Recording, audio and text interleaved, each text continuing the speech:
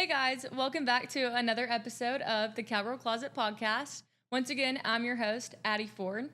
The Cowgirl Closet Podcast is a worldwide branch production brought to you in part by the Stockyard Station.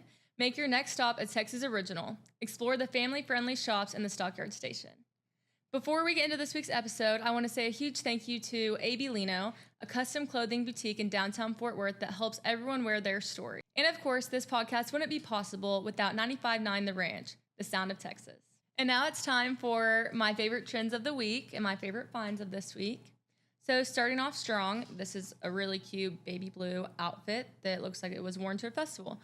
So this girl is wearing a light blue two-piece outfit with a matching pair of boots.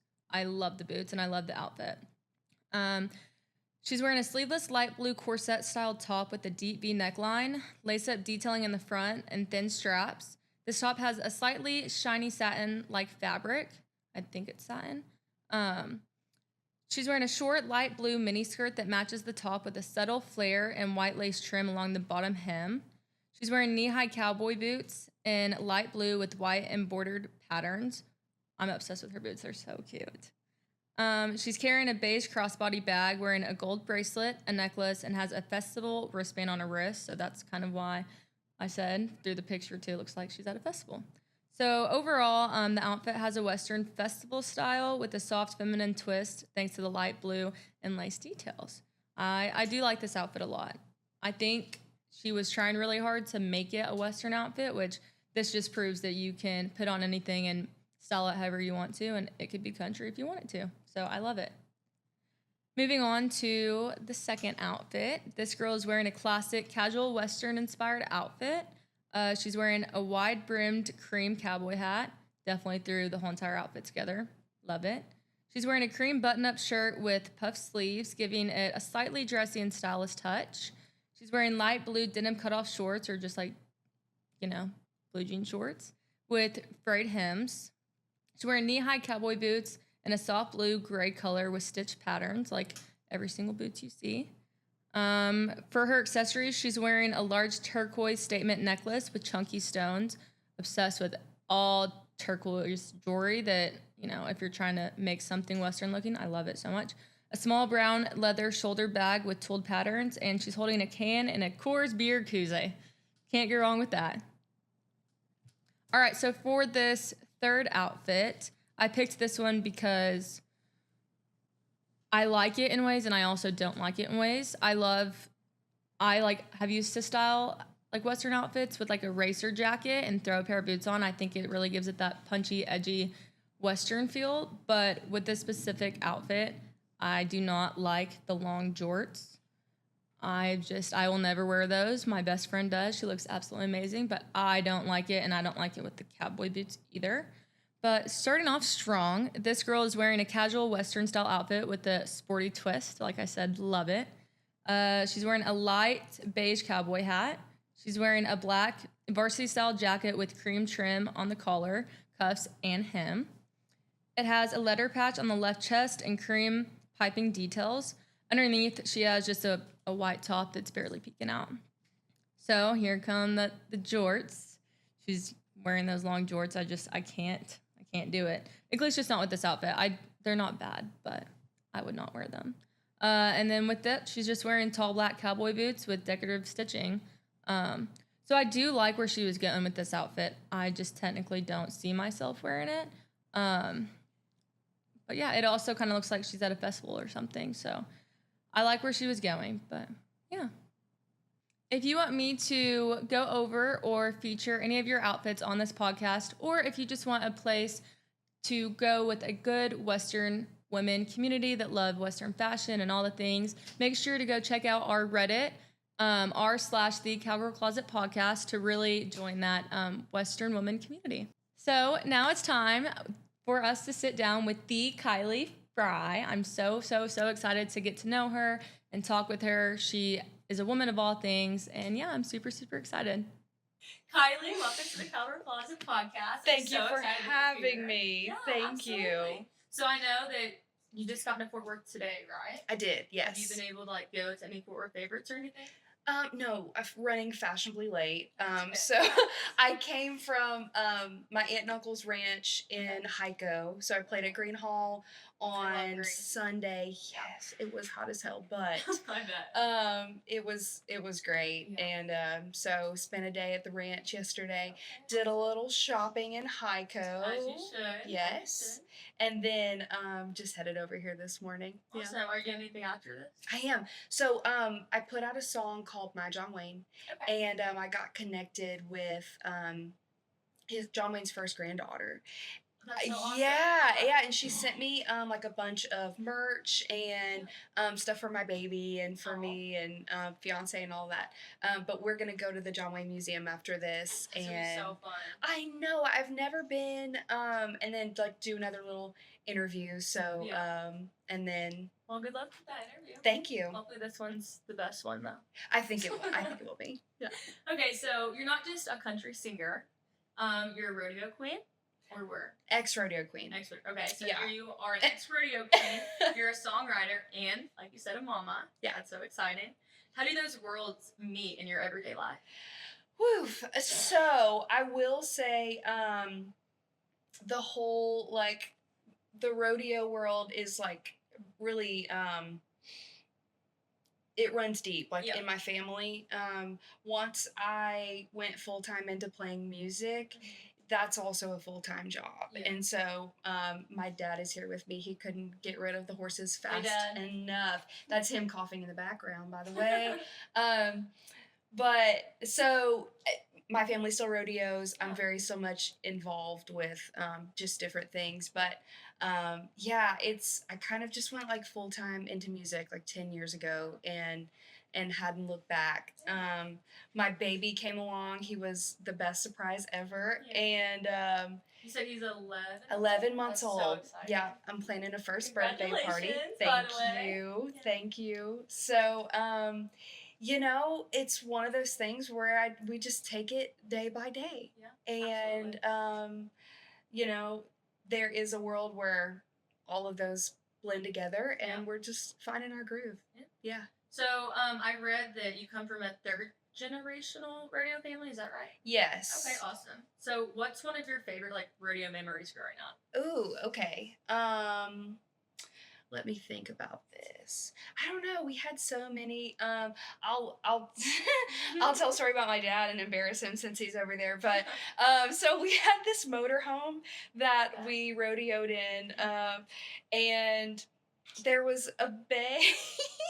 There was a bay like right under the driver's side door. He's gonna kill me. And that would just like keep popping up. Yeah.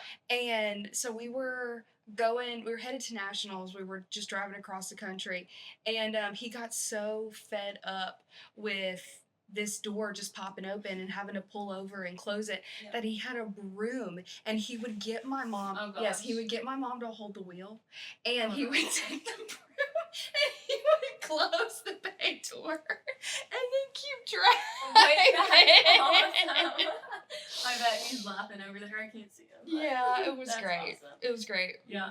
So, at what point, because you don't rodeo anymore, at what point did you realize that music was gonna take over like your rodeo career? I guess so. What's a synonym for that? Like take the reins over your rodeo career. Ooh, there you go.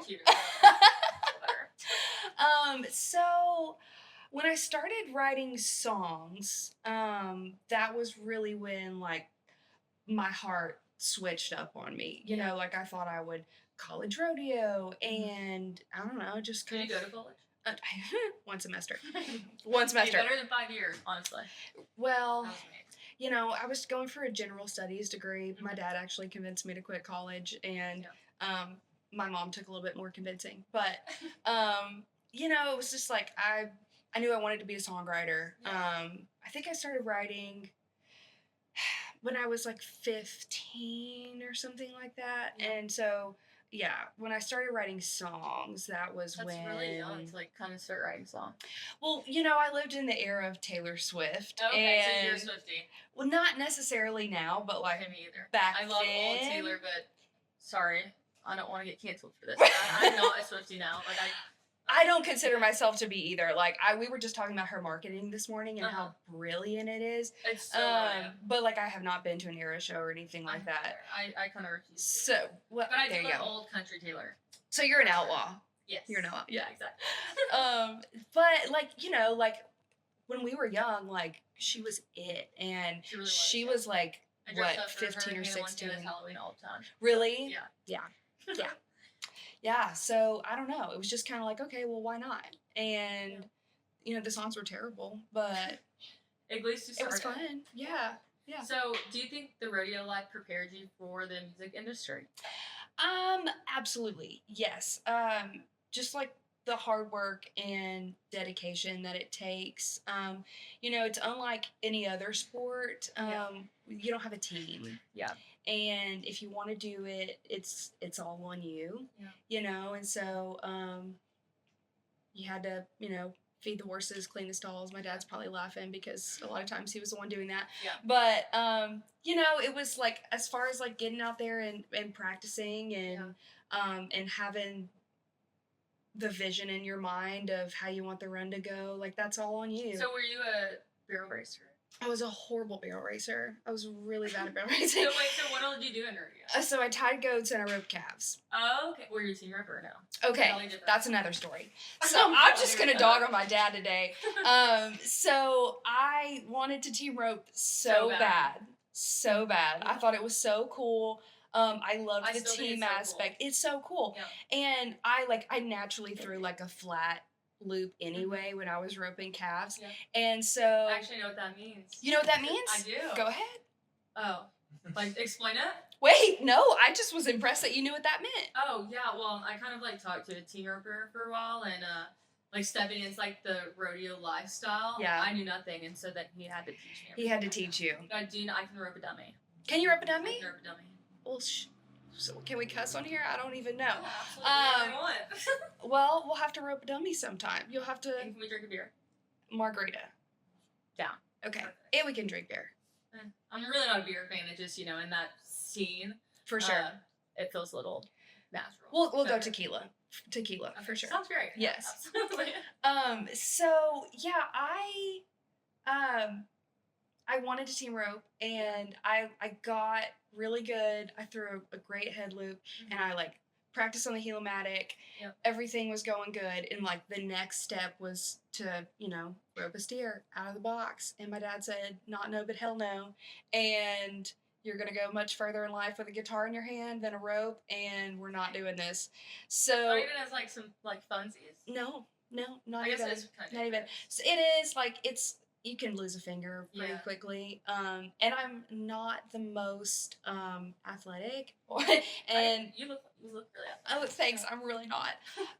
So yeah, I probably shouldn't trust myself either to dally. Yeah. But so anyway, it's the only thing that I do want to do in my adult life. Yeah. Because it was the only thing that my parents told me no that I couldn't do when I was young. So I got to prove them wrong. Yeah. Well, see, I'm kind of the opposite. Kind of.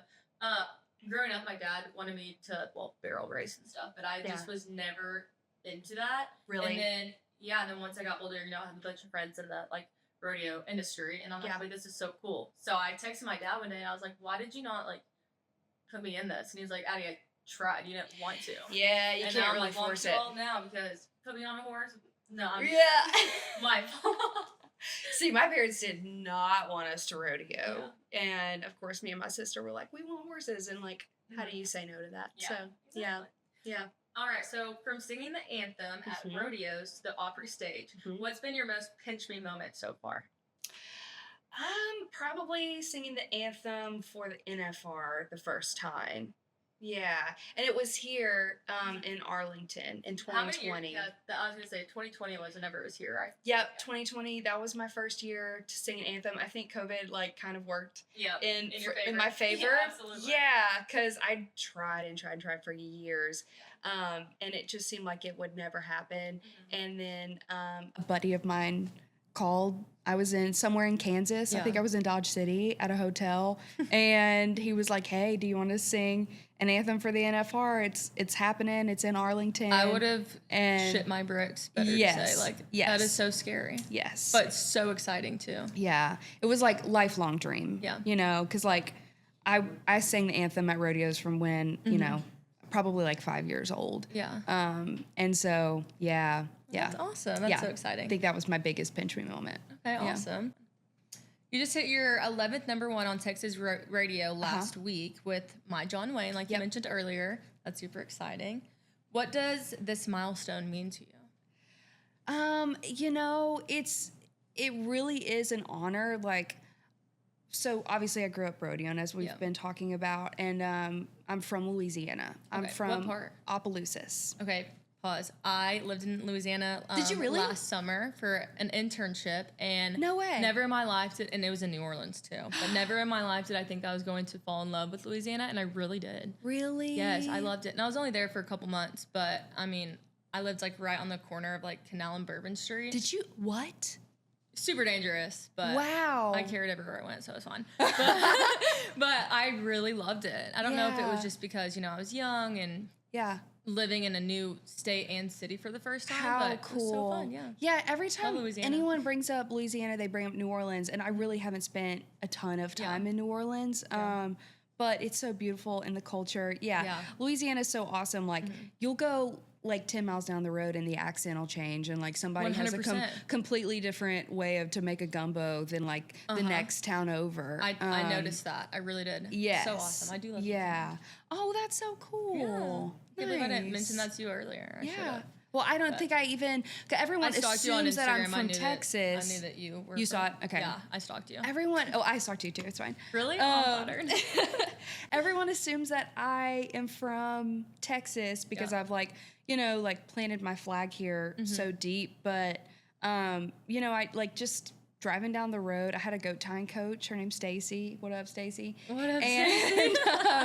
She was like, if you're going to ride in my truck, you got to know what good music is, and it's Texas music. And Randy Rogers' Live from Billy Bob's was my first record that I listened to in Texas country music.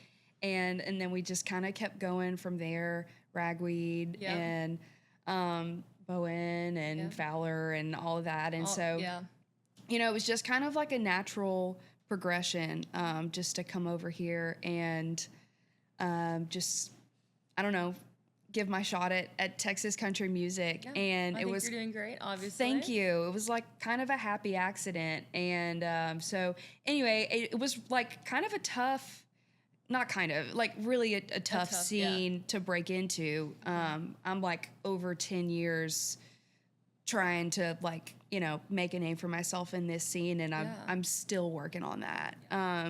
It's just a different ball game, especially for a female. And so, you know, to have that, like that I can say that I have that many number ones is something that I'm very proud of.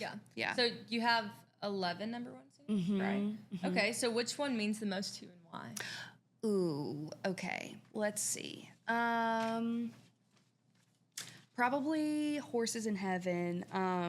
So that was a song that I wrote for my grandpa because he was like, I mean, he just lived and breathed rodeo and cows, you know, and whoever was like, this sounds really terrible, but like whoever was like winning the most was like his favorite grandchild at the time. And so there was like this string of like a couple of years where I was doing really well, and like I won my state championship title in goat tying, and then I was rodeo queen, and so, you know, I was like pretty high up on the list there for a few years. And he would always tell me, he's like, you know, Reba McEntire got her start singing the anthem at the national finals rodeo, and that's how you could do it too. And so guess what, you did it. And and so when I was here in 2020 and sang the anthem, Randy Houser did Johnny Cash's Old Rugged Flag right before I sang the anthem. And he caught a ride with my management at the time to Billy Bob's. And when he was riding over to Billy Bob's with them, he was like, oh, he's like, you know, that Kylie girl, she's really sweet. Like, you know, play me some of her stuff. And so they played Horses in Heaven, and they played it once, and he was like, play that song again. And okay, so they played it again, and he said, play it one more time. And so they played it a third time in a row, and then Randy started singing along. And then, yes. But yeah, I just got chills. Wow. After the third time that they played it, Randy was like, guys, I'll sing on this if she'll have me. Yeah. And so a couple weeks later, you're like, absolutely. Yeah, we flew it over, and he put his voice on Horses in Heaven. And that was like, at the time, I think I've broken my own record since then, but that was the fastest rising song to hit the top of the Texas charts by a female. Oh my gosh. Yeah. And so just to have that song and have Randy Houser from that night, it was just, I don't know, it's really special. And that story has like, that's an amazing followed me and been something that I could just, I don't know, make a name for myself a little bit with. Yeah. That's awesome. I actually just got chills. Oh, well, thank you. When you were talking. Thank you. It feels like that story never gets old. Yeah. So touring with artists like Cody Johnson and Randall King. Yep. By the way, that's awesome. Yeah. Like I was reading over all your stuff and I was like, this girl's so cool. Thank you. I cannot wait to talk with her. Thank you. What is one like behind the scenes story that obviously you can share? Right. There's a lot of behind the scenes stories. One that you can share. And one that I would love to share is of when I was first opening for Cody. And I've opened for him a handful of times. This would have been, pretty early on. I think this was maybe, it's like 6 or 7 years ago. And maybe more like 5 or 6 years ago. I don't know.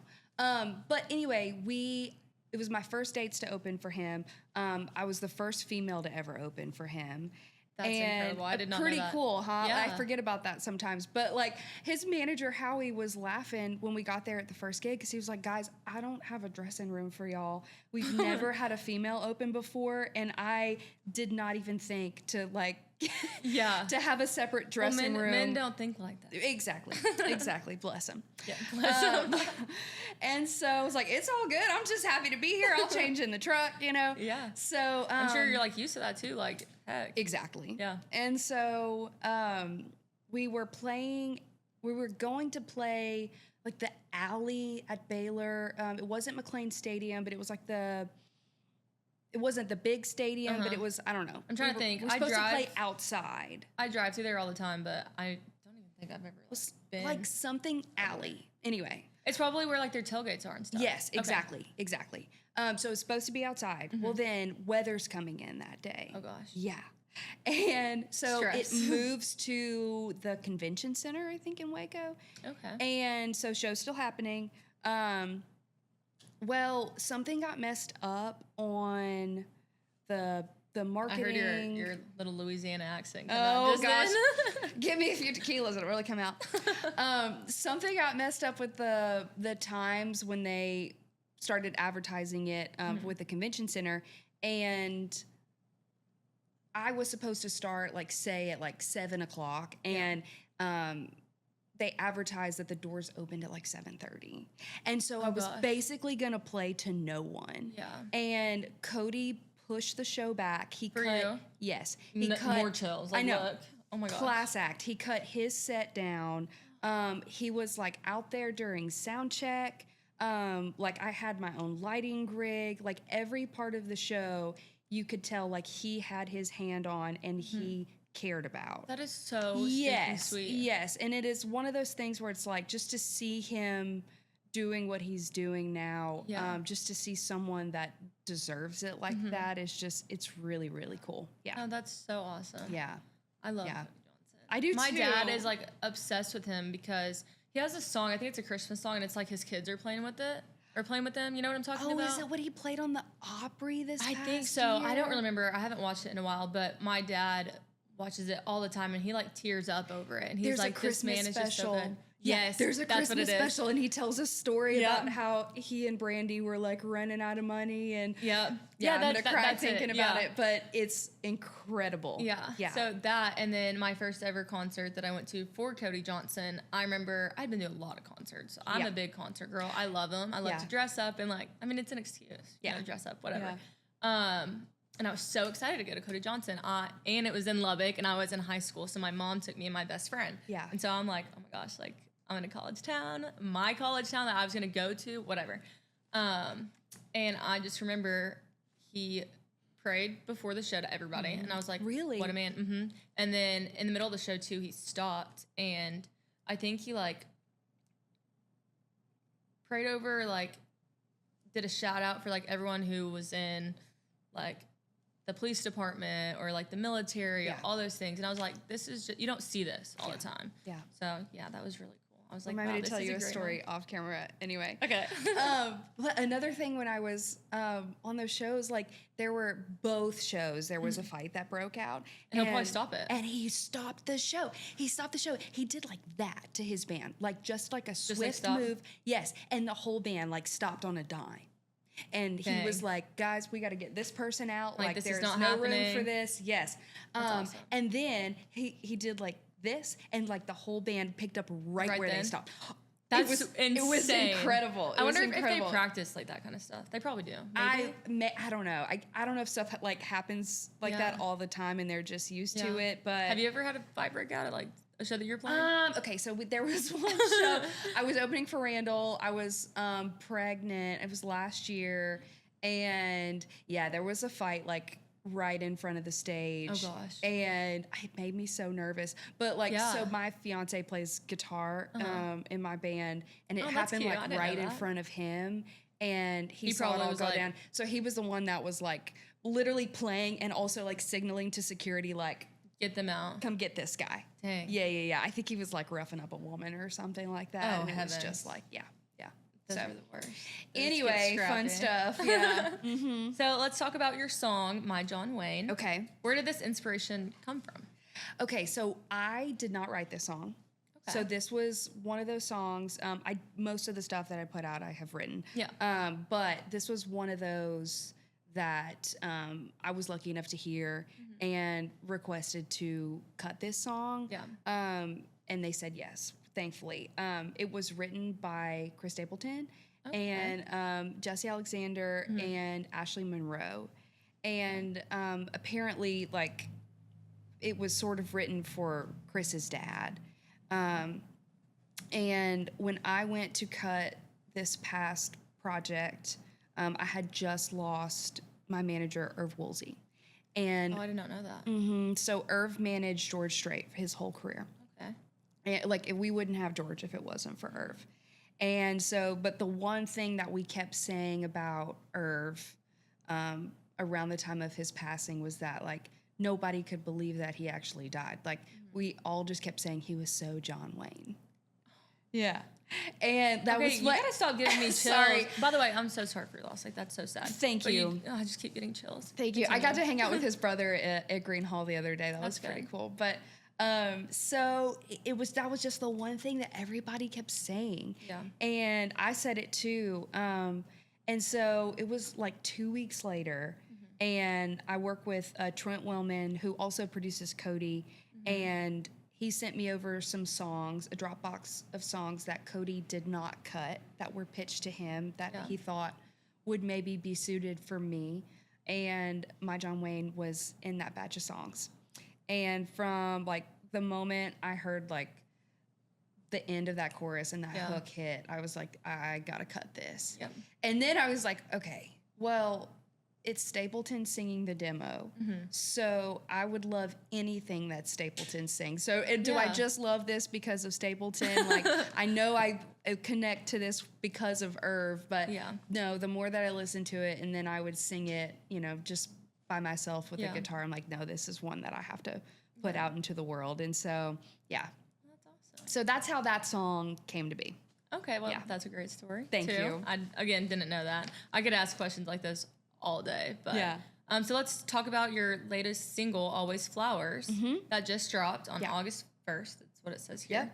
What story are you telling with that song?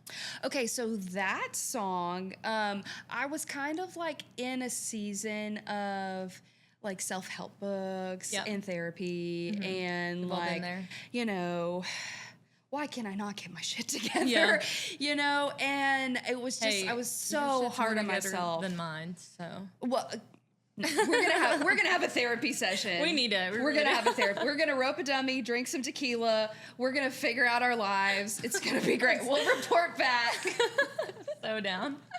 But it was just like one of those seasons, and like I was so hard on myself. I was so down on myself, and I had listened to like a podcast of somebody talking, and they were sort of going through a similar situation, and they ended up saying something about like, you know, I was like just trying to fix myself. And then he was like, you know, then I realized like life is just what you make it, and we're never going to be perfect. Yeah. And it was just, I don't know, kind of one of those aha moments for me, and like just resonating with someone else's story. And I was listening to that. And then I also saw this like quote on Instagram about flowers. Yeah. And so I wrote Always Flowers in my phone, and a couple weeks later I was writing with a couple friends of mine. We wrote a song, you know, showed up that day, we did our job, we wrote the song, and then I was like, hey, like next time we get together, I have this idea called Always Flowers, and we wrote it in like 45 minutes. It was so fast. Easy. Yeah, we didn't even mean to like write a second song that day. It just happened. Yeah. That's so cool. Yeah. And my goal has always been to like write up-tempo songs that like had meat on the bone, like had meaning, and this song like captures that so perfectly, and it's got the like Randy Travis, like Forever and Ever, Amen sort of vibe to it. Yeah. So I was just so happy with how this song turned out. Well, now after like hearing like all the background on both of these songs, I know exactly what I'm going to be doing later, or on my hour-long drive home, just repeat and just like trying to like be put in your shoes, I guess. Perfect. That's I do awesome. That a lot. I'm weird, but anyway, so you've said, I just want to own my story so much it makes someone else own theirs. Yeah. Okay. Yeah. How does that show up in your writing? Yeah, so Horses in Heaven taught me that. When I wrote that song, I wrote it with a friend of mine. His name is Stone Eiley, and he had the title. And I was like, no, I'm not going to do this today, you know, whatever. Yeah. We started writing a drinking song, and it sucked. And so finally I was like, okay, you got some whiskey, cool. You got some tissue, like, let's write this song. So we wrote it. And then when we finished it, I was like, I don't think I'll ever put this out because it's so specific to me and my story. Like, it's, you know, it's very personal, but also it's just like, who else is going to relate to this? And you never know. And, you know, and I put it out, and, like, people didn't have the exact same story, but they were like, my grandpa, like, taught me how to play guitar. Yeah. And just, I don't know, random things, like, people relate. I've found that, like, the more detail you can put into your lines, the more that people will relate to it in their own way. Like, the more specific you can make it, it gets under my skin so much when I'm trying to, like, write, because I co-write a lot. I have a publishing deal, and so that just kind of comes with the territory. Cool. Yeah, and so, but it's like, oh, we got to make this relatable, and we have to keep it general, like, and I'm like, no, the more detail you can put in it, the better. Yeah. So, that's always just kind of my goal, is to just dig a little deeper if I can. Yeah, that makes sense, because a bunch of the songs that I like hyper fixate on, like once I hear a song, if I can relate to it, I like spiral and I just keep listening to it and I keep listening to it. I do that all the time. Totally. So it definitely makes sense. Like, one of my favorite lines is like mustard on my fries, like that Eric Church song. I'm like, such a weird line, but it's so specific, and it's like, of course. It makes sense. Yes. Yeah. You're gonna really like the new Fort Worth Stockyards app. It's everything you need right at your fingertips. See what's happening in real time, which means you'll never miss another cattle drive, happy hour, sidewalk sale, or your favorite band again. You can also use the app to buy show tickets, pay for parking, reserve a table, and even book a room. So saddle app, y'all. It's free, it's fun, it's the Stockyards. Download the app today at the Apple Store or Google Play. So, if you had to describe your stage style in 3 words, what would it be? Ooh, 3 words? Yeah. Okay. I'm going to preface this with I am not the best when it comes to the style departments, but I'm very interested in it. It's something that I have to like actively work on. Yeah. But I mean, hey, everyone goes through that. So. For sure. Let's see. Okay. 3 words. I'd say Western, flashy. Perfect. Me too, girl. And I feel like flowy is a weird word, but also I understand that. Like after I stalked your mean? Instagram, you wear a lot of like flowy stuff and like your videos. I'll go with flowy. I wish I had a better word, but I think it makes sense. Like knowing like, you know, what you tend to wear, at least what I've seen you wear. Yeah. That makes sense. Yeah. I like it. So do you have any rodeo queen fashion tips that work for everyday wear? Ooh. Okay, so I love bodysuits. Me too. Okay, I hate buckling them. I know. I know. Especially if I'm like going out with my friends and I have to go to the bathroom every 10 minutes. Yeah. That's uncomfortable, but I love bodysuits too. Yeah, we would like sew them on to like the bottom of you know, like my rodeo queen tops just to keep everything sleek. Yep. And that and just lots of hairspray. Really. Lots of hairspray. Yeah. I felt that one because I used to do all-star cheer, and that not even like just for hair. I'm talking we had hairspray uniforms, like in the bottom of our shoes and all the things. So that definitely makes sense. But so what's one fashion risk you've taken that's totally paid off or not? I don't know that I have one that's like I've taken a risk and it paid off. I don't know. I feel like I play it pretty safe. I love what you're wearing right now. Thank you. It totally came together yesterday. You walked in, I was like, she looks so cute. Thank you. And I'm wearing a little just denim dress. It's so boring. No, you look great. You killed your outfit today. Thank you. So anyway, my cousin helps me. She lives in Hyco. Shout out Sydney Frey. But anyway, so we went shopping yesterday and we bought random stuff, but I was like in the Airbnb last night. I was like, I think these pieces go together and this is perfect for tomorrow. 100%. So yeah. What were we talking about? I was getting to something. Just a fashion risk. Oh, I have one that didn't. You just got so excited. I have one that did not pan out. So so obviously grew up rodeoing, grew up in cowboy hats and stuff. And like when we were just, you know, like dressing up or like not in our like Western attire, like we wouldn't wear our cowboy hats. Like we wouldn't style them. Yeah. And so it kind of felt weird to me to do that like on stage. Yeah. But I knew like I got told that I have a hat face one time. So I love hats. Don't know what that means. I love hats too. I don't know what it means either. I almost wore an outfit that correlates with your outfit, but I'm gonna wear it tomorrow. So I was like, okay, I'm not gonna wear that today, but I should have because we would look so cute together. We'll coordinate next time. Okay, perfect. Yes. It was like a camo shirt with like a hat that you're wearing. Oh, I should have done it. Dang. All good. Anyways, sorry, that was off topic. No, you're fine. You're fine. What was I saying? I don't remember. I'm sorry. You're fine. You're fine. The fashion risk about you being on stage with your hat and all the things. Yeah. So when I got to Nashville, I was like, I kind of want to try something different, you know? And so I started wearing some flat bill hats and just like fashion felt hats. I have this blue hat that I love so much. But this brand, War Bonnet. Yes. Okay. I love their page and they were like looking for influencers and whatnot. So I submitted something. And so anyway, I got a hat made by them. Then I got another one. And then I was at their shop in Granbury one day and they had this big yellow hat. And I was like, this is interesting. And so I put it on my head and and I was like, I don't know, this is a lot. And my manager at the time was like, that looks great. You should get that. And so I get this big yellow hat. I really wish you had a picture of it. I do. It's terrible. And not that the hat was terrible. It just did not suit me. Yeah. Like, it was look really good in caps. If that Thank you. Yeah. Thank you. I hate doing my hair. I despise it. Yeah. Actually. And so it's kind of like it's just so much easier for me to wear a hat. Yeah. Plus, like, I don't know.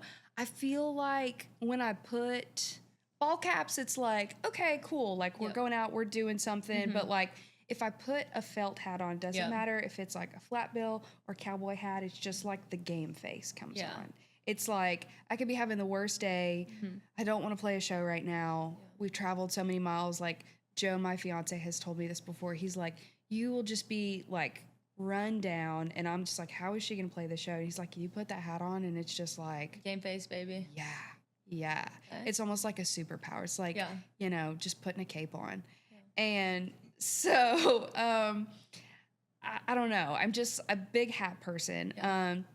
But this yellow hat... That really fits for, like, today. I know, it really does. I'm, like, looking around. This is perfect. But this yellow hat just was not it for me. It was... I shot for the moon, and I just ended up looking like I had the moon on my head. So did you end up, like, wearing it after you bought it? I did. I wore it a couple of times. So how'd you, like, finally realize, okay, I probably shouldn't wear this anymore? I only wore it a couple of times, and it just kept not working, and I'm like, okay, I think this is going to go up on Etsy. That's the worst. Etsy. Sorry, Poshmark. I get them confused. It's going to go up on Poshmark. No, it could go on Etsy, too. Yeah. But it's the worst, too, like, whenever you, like, try... And then you don't feel good. I and you know. feel like you don't look good, and then it just ruins your mood. I know. That happens to me all the time, and it drives me up the wall. You, like, walk out of the house being like, ooh, feeling myself. And then you, like, get pull out to your the phone or venue, something. and you look in the bathroom mirror, and it's like, ugh, what am I wearing? It just ruins my mood. It's the worst. Every single time. I know. Okay, so how would you describe your personal style when you're off stage versus when you're on stage? I like to be comfortable. I wear a lot of jeans. You know, being a mom now, I wear yoga pants way more than I should. No, it's fine. But it's fine. I go into the office to write songs. And so I like to be like a little bit dressed up. Like, I want to be comfortable, but like still I have look cute. some camo pants. They actually, I busted it in them the other day, and so I probably shouldn't be so jazzed about these not these camo pants, another pair of camo pants. I'm about to bust out of this dress. I fear. I'm really terrified. It could happen. So just like comfortable, but still cute. A lot of ball caps. When I'm just running around doing errands and stuff. I feel like Free People is great for that. Just like flowy but still stylish. Yeah. Okay, awesome. That type of vibe. Do you kind of touched on this? I think you said your sister, but do you work with a stylist like for your stage outfits, or do you curate your outfits on your own? So I worked with a stylist out of Miami for a while, and she's wonderful. And then since I've had my baby, I have had my cousin come and like assist me with a few things and help me just pick out outfits. And then I knew that she was always really good when it came to like shopping and dressing herself. Yeah. But then she started dressing me, and it's my cousin, and I love her, and we have fun together. Yeah. And so it was just kind of like a natural. You know, she's a barrel racer. She's really great. Yeah.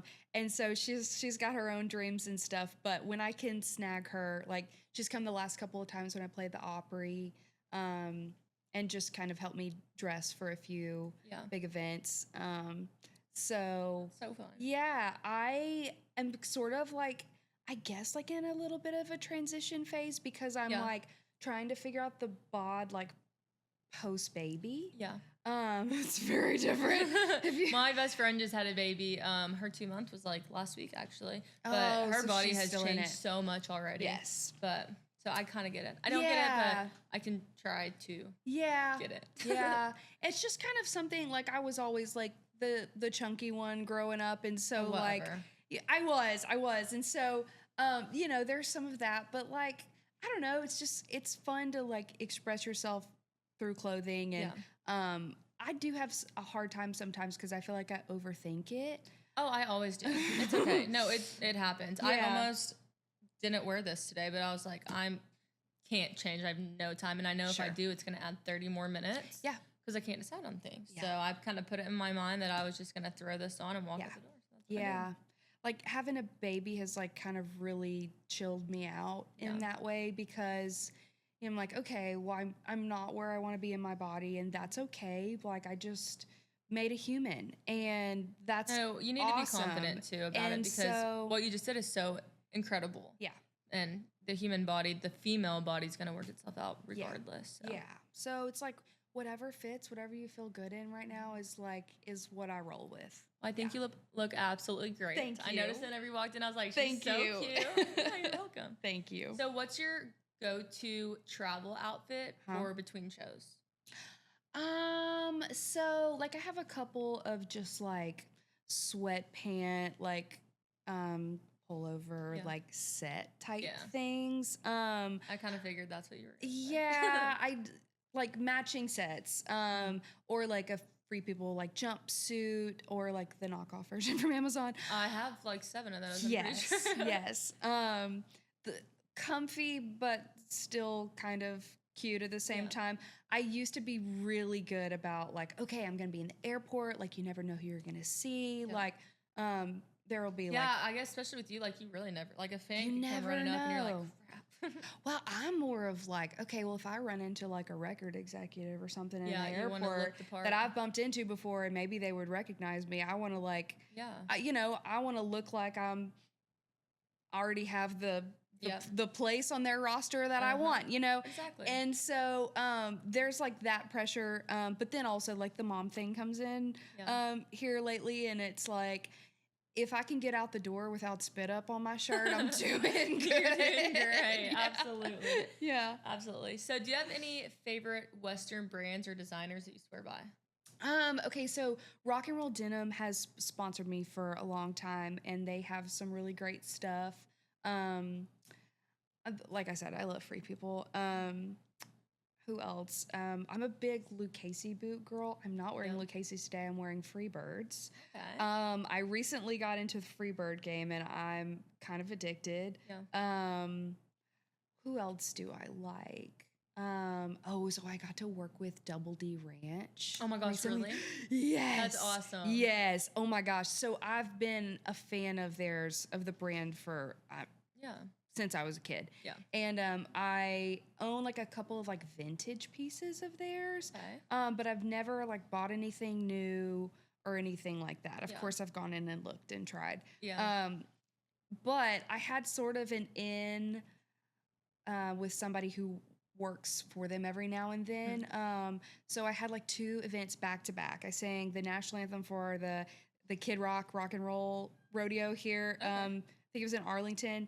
And then I sang for the anthem for the Music City rodeo in Nashville. So it was like at the Bridgestone, like big deal. So I had those 2 events back to back. And so I was like, well, let me reach out to Double D. Yeah. Like I reached out on my own, and I was like, worst they can do is tell me no. And it's going to break my heart 100%. If they do. But like, worst they can, I'm going to have to dress myself either way, Yeah. And so I reached out, and sure enough, they were like, yeah, we're in. Like, let's do a little like influencer contract, and you can borrow some clothes. And dream come true. Dream come true. Yeah, yes. I bet. Yes. Their stuff is amazing. I want people to style me for the NFR so bad. Like, I want to style myself because I've always wanted to be a stylist. I like to say I am a stylist, actually. You are. 100%. Yes. But like I want to style myself, but I also want someone else, because we just figured out we're going to the NFR. Perfect. So excited! My first time ever. I've been wanting to go for so long. Yeah. But yeah, I really want. Maybe I should reach out. You should. You really should. Try, yeah. Might as well. Yeah. Okay, so if we peeked into your closet right now, what's the one item that screams Kylie? I would not want you to peek in my closet because it's a hot mess right now. Mine too. You can't even open the door. Oh my gosh. I should really work on that soon. So there's like a couple of shirts. I have one that's vintage. I got into vintage shopping pretty big, like 3 or 4 years ago. Yeah. But there's a vintage shirt that I found in California that's just like denim. It's oversized, but it's got like sort of like scallops on the side. Like it comes up, so it shows your leg. And it's got like this dark brown fringe around the bottom. Yeah. It's just like so easy. I could wear it with jeans, a pair of leggings if I want to be comfortable. Yeah. I could dress it up on stage, do an interview. So that has kind of been like my go-to shirt. Yeah. For I'm gonna have to see a picture of that too, years. because I can imagine it, but so I many really want to pictures see in it. So many pictures. I'm like, I need to retire this. No, never. But my It's cousin okay. Sydney, she showed up somewhere to like help me out, and she had the shirt. She was like, "Hey, I saw this shirt and I bought it for you. You need to have it." I was like, "Perfect, Thank you." but it's a denim shirt, and it's got just these embroidered like fucking horses and just like random stuff like in color, like just all over. Love color. And yeah, that I love. I go back and forth because I very much love like creams and like earth tones. I like those like in the fall. For sure. See, I don't really go by seasons. I really need to. I would get canceled if I didn't. Just because I From the am a fashion fashion world. designer. Yeah. Yes. Yeah. Like people would be like, "Are you kidding?" Yeah. Which technically I guess like I shouldn't care what people think, but I would probably get canceled just because of my degree and like just being in the fashion world. See, that tells you how much I know about fashion because I'm like, if it's long sleeve and it's cold outside, like perfect, let's do it. You know, Hey, or it it's hot works. outside It's and I okay. need a short sleeve, like we're gonna wear this. Yeah, like, hey, absolutely. So I don't really go by seasons much, but what was I saying? Mom brain. Oh, what you love your colors. The colors, yes. Okay, so I go back and forth between like I love just like sticking to earth tones. I feel like they suit like my skin tone and like my brown eyes and all of that. But then I also love like big pops of color every now and then. So I go back and forth. Yeah. Yeah. Well, okay, so one more time, congratulations on being a mother. Thank you. I'm gonna mess this question up. How has motherhood shifted your perspective on your music? Because I'm sure, obviously, it has. Yeah. Not to quote Casey Musgraves or anything, but like there's a deeper well. You know, there's just a deeper place to pull from. I feel like I have so much more empathy for people. Yeah. You know, yeah, it's really hard to explain, but it's just like when I had my baby, I never planned on being a mom. And so when that surprise popped up, it was like, okay, well, this is what we're doing. Yeah.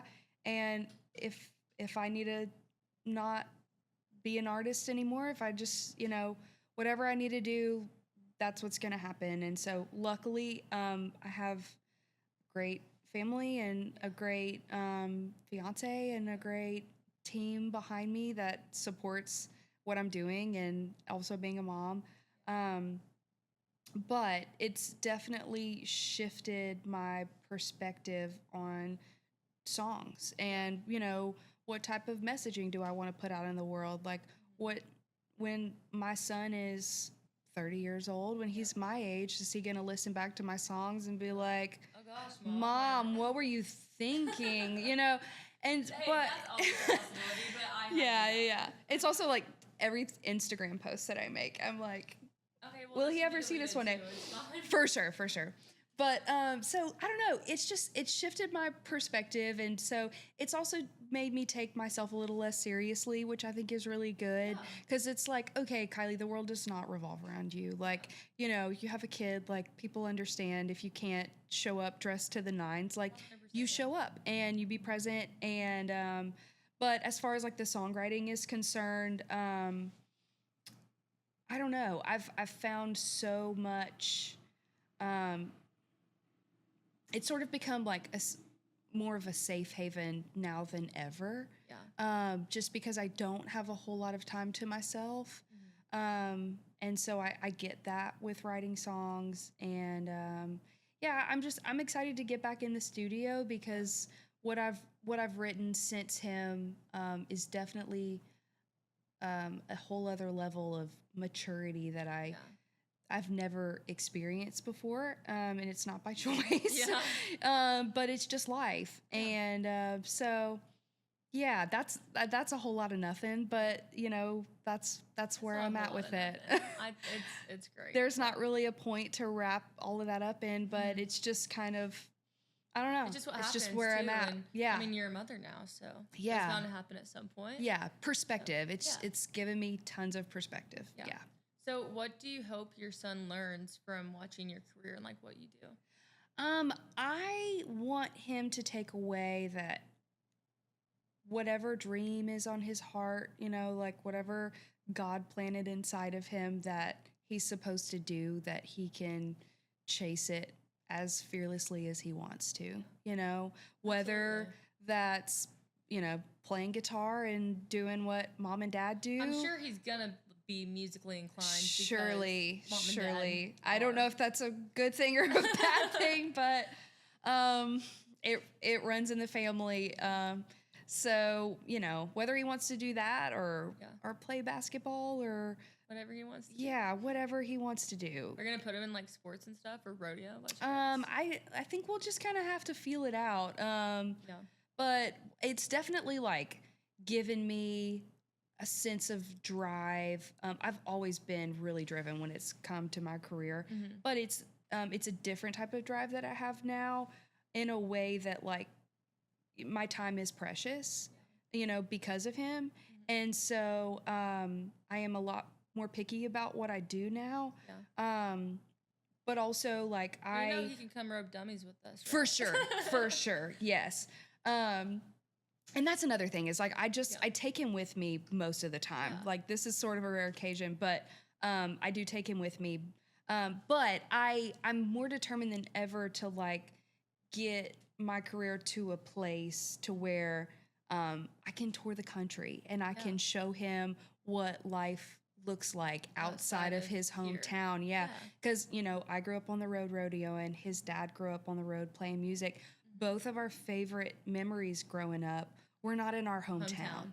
Honestly, 110% same with me. Yeah. I have like core memories, like, you know, fishing with my friends or like 4th of July at my mom's and dad's house. Like all that's core memories, but my absolute favorite memories growing up. Yeah. I was in Italy, like everywhere but little bitty Paradise, Texas. Yeah. Don't get me wrong, I love it there, but you love it. And the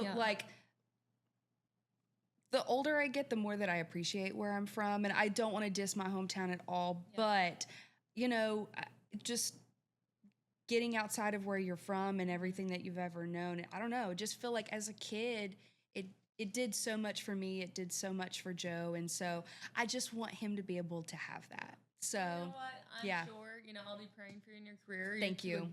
You're at a great point right now. So it's going to happen. I know. Well, just manifest it and pray about it. It's going to be great. That's right. Yeah. Okay, so now we're going to do like rapid fire questions before we wrap up with our conversation. Let's go. Okay. Favorite rodeo snack? Oh, beef sticks. Beef sticks? Actually, I just now started liking those. Like, I always thought they were so weird. They're great. They're so good. Not a Slim Jim. No, but like the really long ones. Yeah, like Chomps is my go-to. Chomps, that's what it is. Yeah, they're so good. So Miranda over here knows, like, we got to have a beef stick on hand. Like, we got to keep the blood sugar in check. Yeah. No, I just started, like, eating Chomps because my mom got, like, the little bitty bags of them. Yeah. Oh my gosh. And they're just right there in the kitchen. I'm like, those little tiny ones are the gateway drug. They're for sure. They're so good. Okay. A song you wish you'd written. Ooh. Okay. There's a lot of them. Let me think.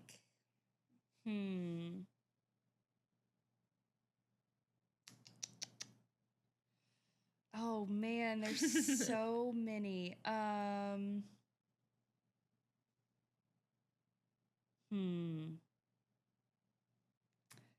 Okay. I'm going to have to go with probably Someday Soon by Susie Boggess. Okay. It's like, it was one of the first songs that I learned to play on guitar and like sing and play at the same time. Yeah. And it's a rodeo song. Interesting. I was not expecting that. Yeah, it's kind of like an old school. Yeah. That's awesome. Okay, cool. There's a lot of them, but that was the first one that popped into my head. Yeah. Okay.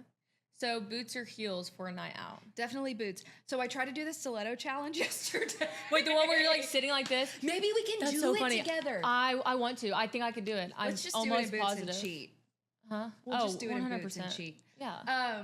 So I've been wanting to do it. Wait, that's so funny. It went terrible. It went so bad. Did you try and like stand on something? Or did you just like do it on the ground? So I did it. We were at the ranch, so I did it on like a big stack of hay. That didn't go well because it's not as stable. Yeah, with stilettos too. That's. Well, I did more like wedges. I kind of cheated. Okay. But even with the wedges, I bet. Yeah. I mean, your ankle's probably like so going hard. crazy. I was like, how are women doing this? My hip was about to pop out of place. I'm like. Yeah, so we ended up doing it like on a bucket, like in front of the horses. Yeah, I got to see that too. Yeah, I have to. I bet it was great. We should definitely do it after this. We'll try it. Yeah. Okay. Dream duet partner, past or present? Ooh, female would be Reba McEntire. Male would be Cody Johnson. Okay. Yeah. Awesome. Yeah. Go-to karaoke song. Fancy. Like, I'm so fancy. No, that like, one? here's your one chance, fancy. Oh, yes, okay. Yeah. I should have known that. I don't know why. Blonde moment. No, you're Anyways, good. You're good. My fancy was the first one that popped in my head. Yeah. That's why I thought that. Well, that says a lot about you. Yeah. My music taste is all over the place. Like, on the way here, I listened to, and again, this drive's only like an hour. I listened to Fetty Wap, which is an old rapper. Perfect. And then I went back to old country. Like, I listened to My Texas. Okay.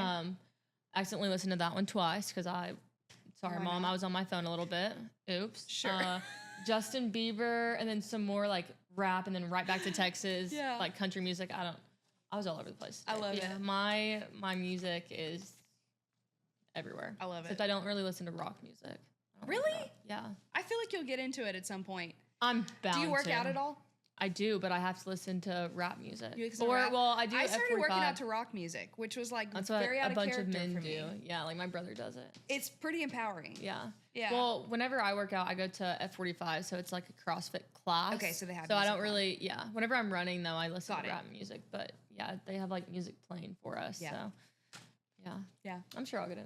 That's awesome. Yeah. Anyways, thank you, Kylie, so Yay! much for coming down to Fort Worth. I know you're super Thank super you. busy, but I really enjoyed our conversation. I did and too. I'm so glad that you got to come be on our podcast. Me so. too. Thanks for having me. Of course. Kylie, thank you once again so much for coming down to Fort Worth and sitting down and chatting with me. This has been another amazing episode of the Cowgirl Closet Podcast. I absolutely cannot wait to get marked with you. I think that's going to be so much fun. The Cowgirl Closet is a worldwide branch production brought to you in part by the Stockyard Station. Make your next stop a Texas original. Explore the family-friendly shops in the Stockyard Station. We could not have done this episode without our friends at AB Lino, who let us film in their beautiful custom clothing boutique in downtown Fort Worth that truly aligns with our podcast by helping everyone wear their story. And once again, I want to say a huge thank you to 95.9 The Ranch. We could not produce this podcast without them. Until next time, I'm your host, Addie Ford, and I'll see you where the ranch meets the runway.